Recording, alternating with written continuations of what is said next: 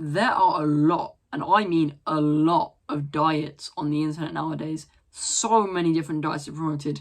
I can think of maybe 10 on the top of my head. Vegan, vegetarianism, pescatarianism, carnivore, keto, high carb, low carb, high protein, low fat, sugary, you name it. There are at least 50 fad diets on the internet that are being promoted by 50 different people, maybe more, that is being bombarded at you, and you don't really know which one to pick.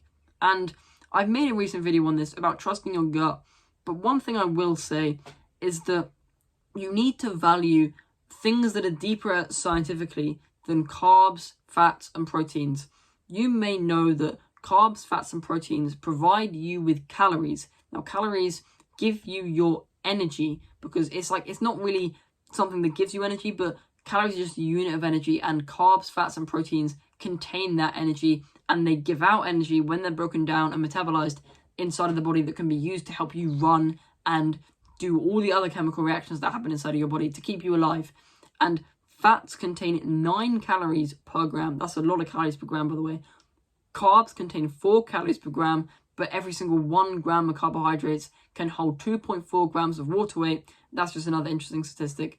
And protein contains 3.75 calories per gram. There are 2 more food groups that contain calorific nutrients, and that is fiber and alcohol. Fiber contains 2 calories per gram, but because fiber is quite a hard thing to digest, it ends up being a net 0.5 calories per gram.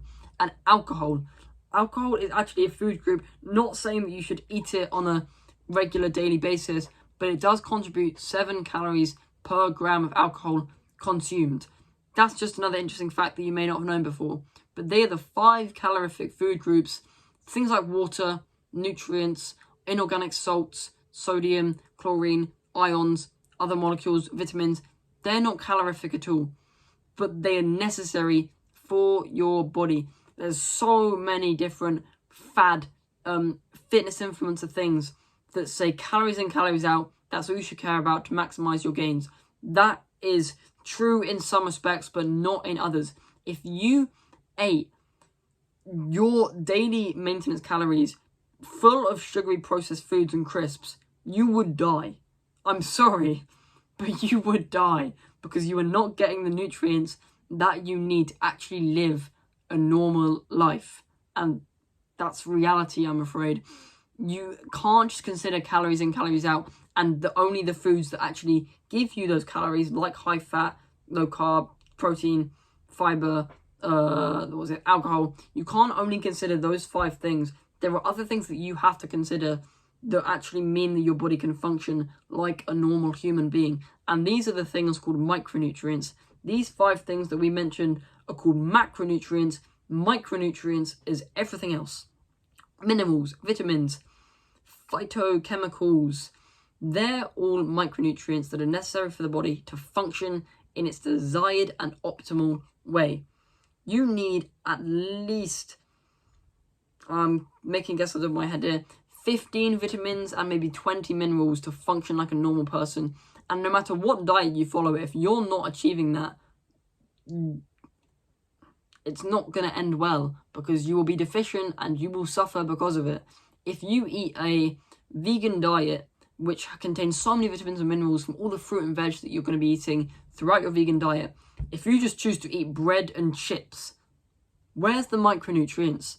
That vegan diet, or the person that's following that specific vegan diet, isn't realistically going to be healthy whatsoever, because they're not actually eating the things that they need to be eating. While they may be hitting their daily calorie maintenance, and maybe they may be deficit, surplus, losing, gaining weight, depending on their goals, they're not actually healthy because they've not got the micronutrients needed to actually sort of live a healthy life. Vitamins and minerals, and while some vitamins are very hard to be deficient in because they're fat soluble and therefore can be stored in the body, water soluble vitamins are very easy to be deficient in, simply because they go through the body, they do their things that they're supposed to be doing, and then they get excreted. And that's kind of like a 4-hour, 5-hour process. So you sort of need to be eating these minerals, vitamins, on a day-to-day, meal even basis to actually achieve good results. Prioritizing micronutrients in some shape or form will benefit you in, again, some shape or form. And while there's no doubt calories, etc., are important, it can't be your only focus. You can't consider things like high carb, low carb, high fat, low fat, keto, carnivore, vegan, vegetarianism. You cannot sort of say that any one of these is good, because you can, do you know what I mean? If you're not getting the micronutrients that you need, things won't be good for you. If you're following a carnivore diet yet aren't getting enough vitamin C, you'll end up with scurvy and not have a very fun life. It's that simple. But if you are eating a carnivore diet and you are getting enough vitamin C, guess what? You will live a good life, because apparently a carnivore diet can have other benefits such as reduced brain fog, better alertness and sharpness. But if you're not getting enough vitamin C in that diet, that's not going to work. It's not going to work whatsoever, and it basically renders any benefits pointless because you didn't really know what micronutrients are. That's personally why I think science is quite important, and I think you should personally educate yourself on basic sort of food and nutrition science and the science of your anatomy and your body, whether you're interested in it or not, because it's something you should probably know about whether you are a kid or an adult or an old person, no matter who you are. Educating yourself on your anatomy and the things that the food does to you is paramount, and understanding what your body needs on a day-to-day basis rather than just the sort of protein, calories. I mean, you've probably seen people say like they're eating a bag of crisps just to get their calorie goals, but if they ate like an actual potato salad or something that was really, really healthy for them with the same amount of calories as a blooming donut or something, they'd be a lot better off eating the salad than eating the donut, because guess which one has more micronutrients? The salad. And that means they're going to be stronger when they have their next workout. They're going to be more alert when they're studying or reading, instead of eating the donut that doesn't contain any nutrients whatsoever.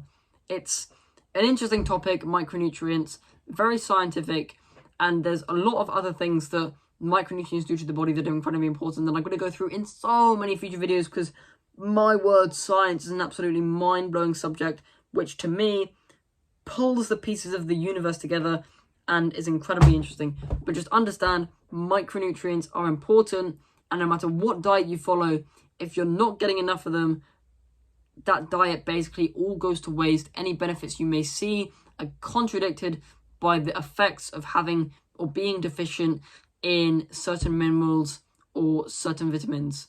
So yeah, take this advice with some degree of respect in a way.